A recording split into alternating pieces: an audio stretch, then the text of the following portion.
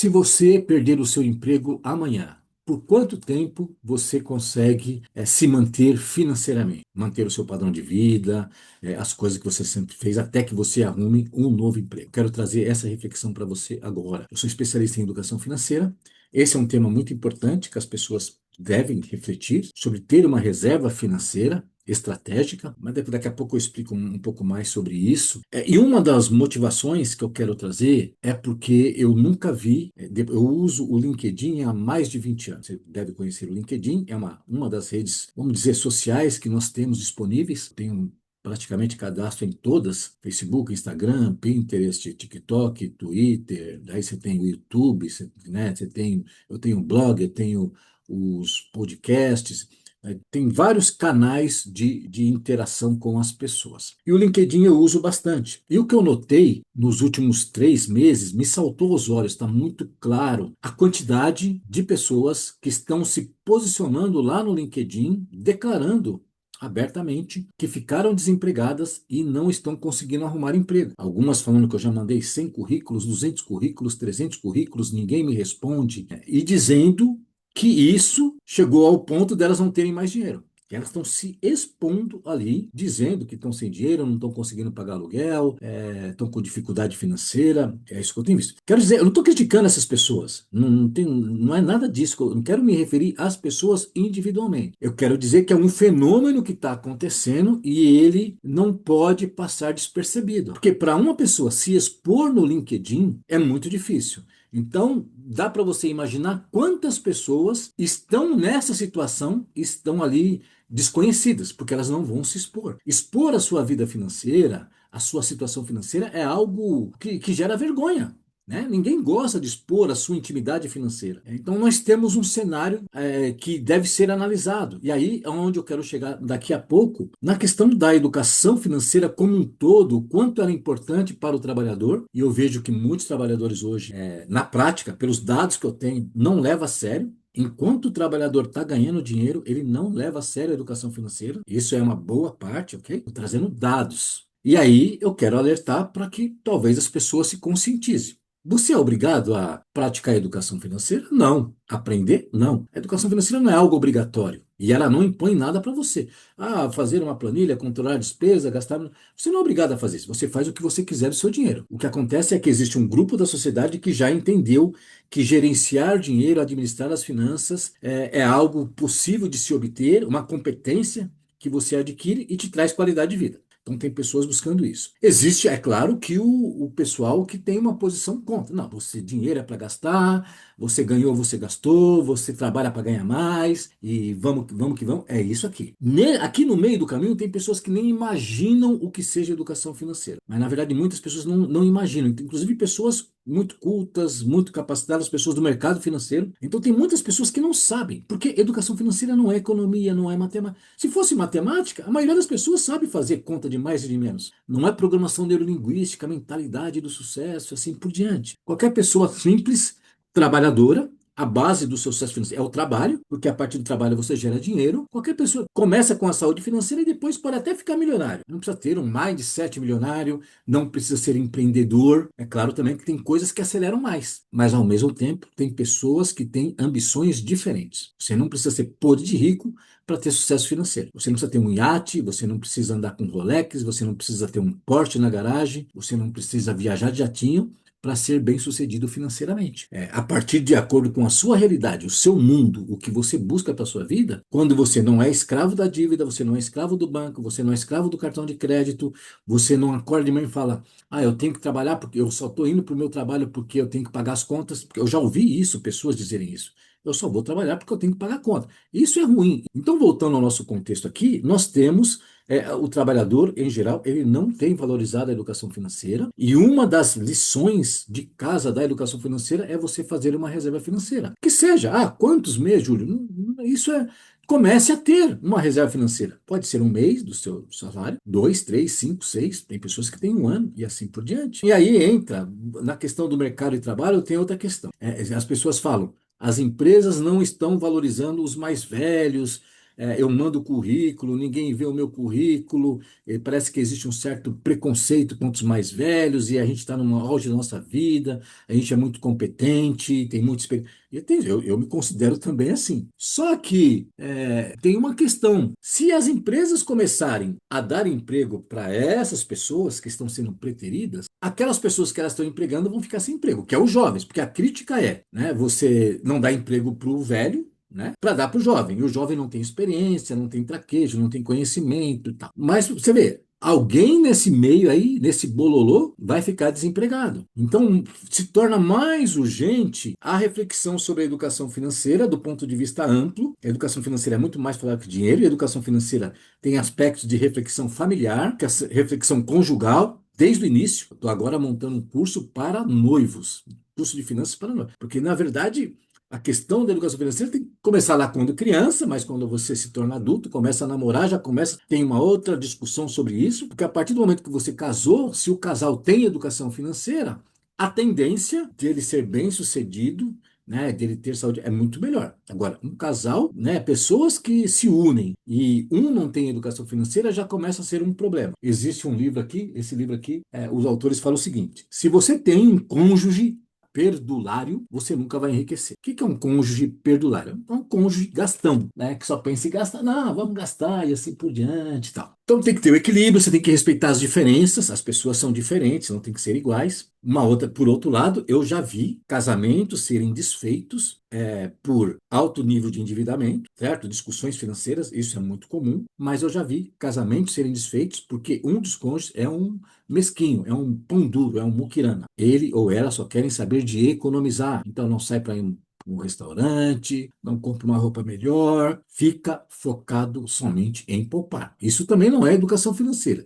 A educação financeira não te ensina a ser avarento, a ser um mesquinho, um pão duro. A educação financeira te ensina a gerenciar com sabedoria para que haja equilíbrio. O equilíbrio entre o que você ganha e o que você gasta, certo? O que você ganha tem que estar aqui, o que você gasta tem que estar abaixo. Aí, ó, aqui eu tenho condição de começar a criar reserva financeira. E aí, quanto maior a sua renda, maior a capacidade de gerar reserva financeira. Antes de ir para a reserva financeira, tem algumas questões do orçamento familiar, alguns valores, alguns princípios, algumas crenças que o casal tem, que se ele rever isso, se a família rever isso, isso aumenta muito mais a sua capacidade de poupança. Então, são muitas coisas a conversar sobre esse tema. Então, voltando aqui, a sugestão é que você pense no papel da educação financeira na sua vida, de criar reserva financeira, porque o mercado de trabalho está muito competitivo, as empresas estão buscando lucratividade, nós vemos também que a sociedade está envelhecendo, então muitas pessoas, né, estão chegando lá aos seus 50, 60 anos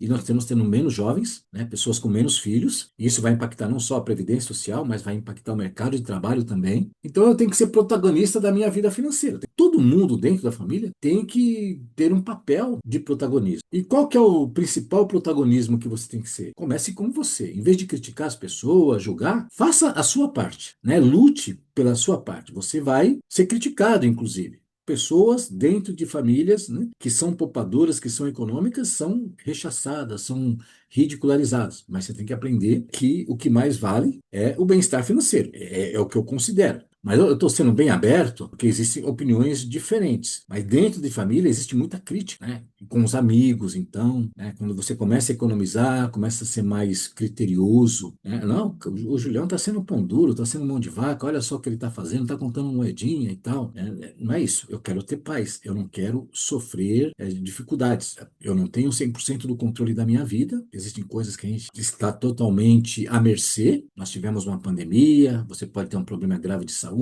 você pode ter uma grande crise econômica no país, mas o que eu posso fazer para mitigar esse problema, para reduzir o impacto dessas situações? Esse é o papel da reserva financeira estratégica. Por que eu digo que não é emergência? Reserva de emergência se acontece um imprevisto. Não, é uma reserva financeira para algumas situações da minha vida.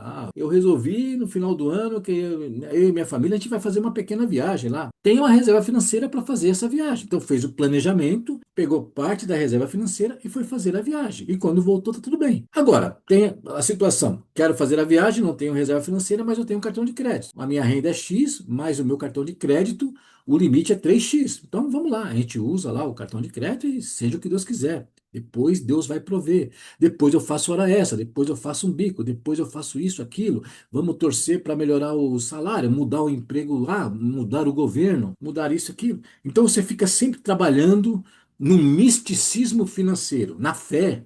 Inclusive, né, a pessoa que não, ela acha que somente pela fé a situação financeira dela vai ser resolvida. Não, se você se endividou, se você estourou o cartão de crédito, você fez não é uma questão de fé, é uma questão de gestão financeira.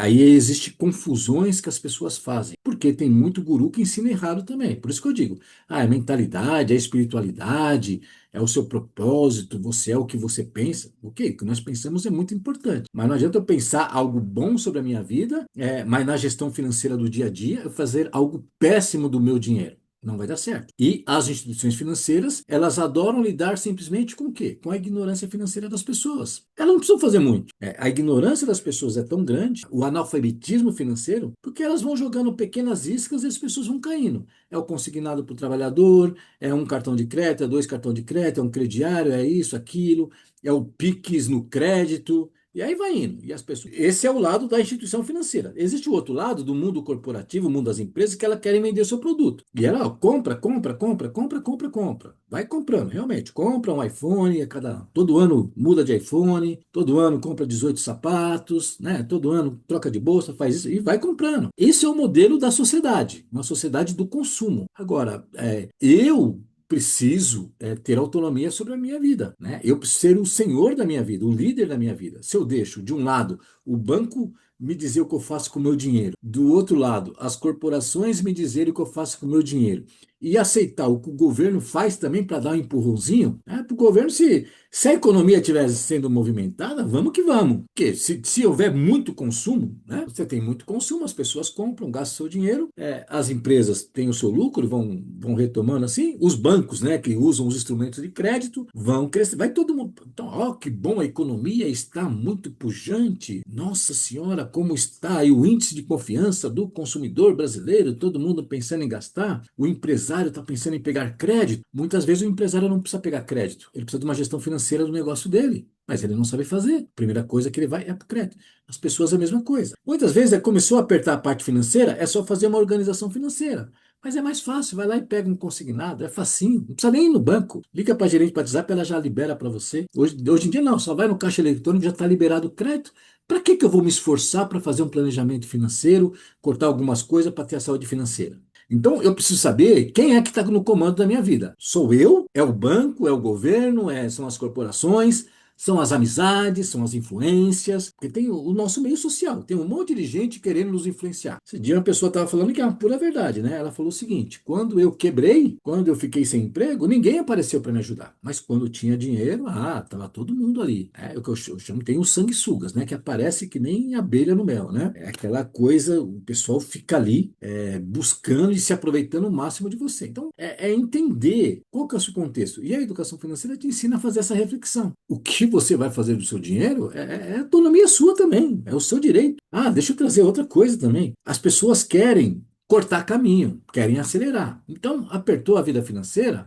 Vamos, agora tem um negócio interessante pra caramba aí. Tem o tal das apostas online. O que eu vejo de gente apostando aí em futebol, em não sei o que, fazendo aposta, e aí tem muita gente se descontrolando, se endividando. Tanto é que houve aí uma pesquisa, as pessoas estão comprando menos no supermercado para fazer aposta online. Isso é uma realidade. Outro dado, as empresas estão percebendo que funcionários estão improdutivos, estão se endividando porque estão jogando online. Funcionários estão pedindo empréstimo consignado para pagar dívida de jogo online. Funcionários estão pedindo para serem mandados embora para pegar a rescisão para jogar online. Porque o brasileiro gosta de cortar caminho. Então, aquela solução milagrosa, além daqueles golpes, não, invista lá no Bitcoin e você vai ter 20% de retorno, invista nisso, invista naquilo. Por que as pessoas são enganadas? Pela essa falta de conhecimento, e elas deixam que vamos dizer, essa cultura de cortar caminho, de acelerar, lembra lá, eu que sou dos anos 70, a lei do Gerson, eu estou levando vantagem, olha só, estou sendo esperto, eu vou cortar caminho aqui, vou pegar esse investimento. Tem gente que vende o imóvel para colocar numa mão do investidor aí que te promete 20% e depois perde o imóvel, perde a casa, perde o carro, porque essa mania do caminho mais curto, eu preciso analisar. Muitas vezes o caminho mais curto é uma armadilha, é uma verdadeira cilada, tá bom? Então você viu que eu circulei por muitas coisas, porque eu não tenho roteiro aqui. Eu quero trabalhar com as pessoas essa reflexão da educação financeira. Então tem muitos aspectos formais aí da educação financeira, do seu controle, da sua organização, de gestão de dívida, gestão de investimento, organização, orçamento financeiro, tudo isso você precisa entender que o aprendizado é muito saudável, é muito envolvente, porque de lidar com dinheiro você lida todo dia, então as pessoas gostam muito. Hoje mesmo eu estive atendendo uma pessoa e você vê em uma reunião e falou: puxa, já mudou, já estou muito mais calma, já estou muito mais tranquila, porque agora eu entendo. Porque ela teve um norte, estava totalmente perdida no que ela estava fazendo. Pessoas inteligentes, competentes. Então a educação financeira dá uma luz, ela dá clareza para você. Você consegue eliminar os seus erros. Eu vou repetir, você já deve ter ouvido, mas eu sempre repito a frase do Warren Buffett. Você não precisa acertar tudo na vida. Erre pouco. Então, quando você começa a errar menos, a sua vida financeira já melhora. Eu vou repetir. Quando você começa a errar menos, a sua vida financeira já melhora. Você não precisa ser um expert em finanças, em investimento, nada disso. O problema das pessoas é que elas cometem tantos erros financeiros, tantas decisões financeiras mal tomadas, e aí elas ficam girando em si. Quando ela fala, puxa vida, eu estou cometendo um erro aqui, aqui, aqui, ali, você vai eliminando, a coisa já melhora. E aí você vai se motivando para aperfeiçoar e melhorar a sua performance financeira. Espero que esse bate-papo é uma lição reflexiva, na verdade, mas eu quero trazer uma temática que é essencial, é universal na educação financeira. Você não vai ver em nenhum lugar no mundo onde você vai fazer um curso de educação financeira. Não, educação financeira você não precisa fazer reserva, você não precisa de dinheiro guardado. Não tem sentido, né? Tem um guru, inclusive, que eu vi que ele foca em outra questão. Tem gurus que não, você tem que pensar, quanto que você quer ganhar por mês? Pensa, quer ganhar 100 mil? Então corre atrás dos 100. Ele não fala de controle, entendeu?